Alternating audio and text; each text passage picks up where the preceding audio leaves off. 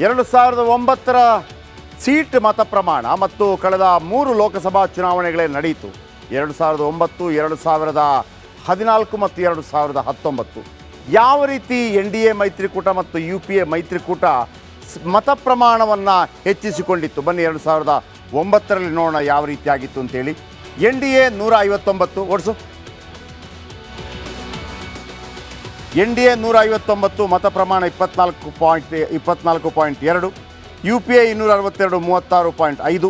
ತೃತೀಯ ರಂಗ ಕಳೆದ ಬಾರಿ 59, 15.4%. ಅಂದರೆ 2009ರಲ್ಲಿ NDA ಮೈತ್ರಿಕೂಟ 159 ಕ್ಷೇತ್ರಗಳನ್ನು ಗೆದ್ದುಕೊಂಡಿತ್ತು. ಆಗ NDA ಮೈತ್ರಿಕೂಟಕ್ಕೆ ಸಿಕ್ಕಂತಹ ಮತದಾನ ಪ್ರಮಾಣ 24.2%. ಇದನ್ನು ಹೇಳ್ತೀನಿ, ಇದರಲ್ಲಿ NDA ಮಾತ್ರ ಬರೋದು, BJP ಅಲ್ಲ, NDA ಮಾತ್ರ. UPA ಅಂದರೆ 2009ರಲ್ಲಿ ಎರಡನೇ ಹಂತದ UPA ಬಂದಾಗ 262 UPA ಮೈತ್ರಿಕೂಟಕ್ಕೆ ಬಂದಿತ್ತು.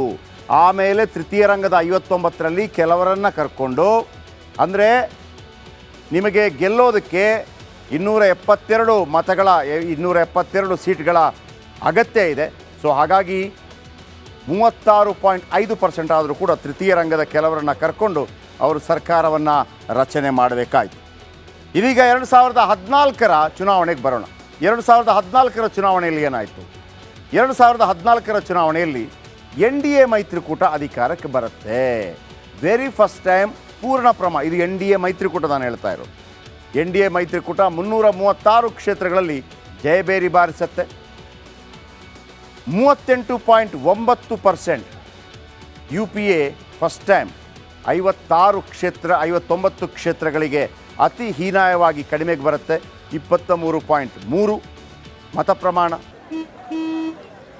ನಡಿ ಈಗ ಶುರು ಮಾಡೋಣ.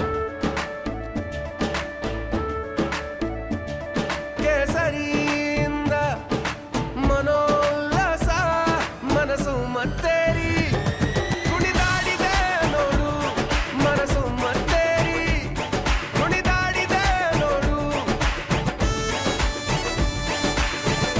ಕ್ಷಣ ಕ್ಷಣವೂ ಆಚರಿಸಿ ಕೇಸರಿ ಹಬ್ಬ.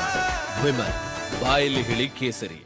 ಇತರರು 148 ಕ್ಷೇತ್ರಗಳಲ್ಲಿ ಜಯಗಳಿಸ್ತಾರೆ 37.8 ಮತ ಪ್ರಮಾಣದಲ್ಲಿ. ಇಲ್ಲಿ ನೋಡಿ, ನೀವೊಂದು ಗಮನ ಹರಿಸಬೇಕಿಲ್ಲ. NDA ಮೈತ್ರಿಕೂಟ 336, ಮತ ಪ್ರಮಾಣ 38.9. UPA ಮೈತ್ರಿಕೂಟಕ್ಕೆ 23% ವೋಟ್ ಇದೆ, ಆದರೆ ಸೀಟ್ ಇರೋದು 59. ಇತರರು ಅಂತಿದ್ದಾರೆ, ಅವರಿಗೆ 148, ಆದರೆ 37.8%. ಈ ಇತರರು ಮತ್ತು UPA ಎರಡೂ ಸೇರಿಸಿದರೂ ಕೂಡ ನಿಮಗೆ ಎಷ್ಟು ಪರ್ಸೆಂಟೇಜ್ ವೋಟ್ ಆಗುತ್ತೆ? 60% ವೋಟ್ ಆಗುತ್ತೆ. NDA ಮೈತ್ರಿಕೂಟಕ್ಕೆ 40%. ಸಮ್ಟೈಮ್ಸ್ ಏನಾಗುತ್ತೆ, ನಿಮಗೆ ಮತದಾನದ ಶೇರ್ ಪ್ರಮಾಣ ಜಾಸ್ತಿ ಇರ್ಬೋದು, ಆದರೆ ಸೀಟ್ ಪ್ರಮಾಣ ಕಡಿಮೆ ಇರುತ್ತೆ.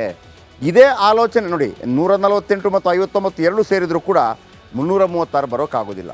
336 ಪಡೆದಿರುವವರ ಮತ ಪ್ರಮಾಣ 38.9% ಆಗಿದೆ. ಈಗ 2019ಕ್ಕೆ ಬರೋಣ.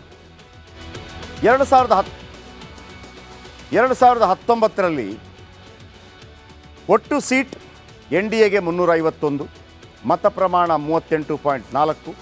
UPAಗೆ 90 ಸೀಟ್, ಮತ ಪ್ರಮಾಣ 26.4.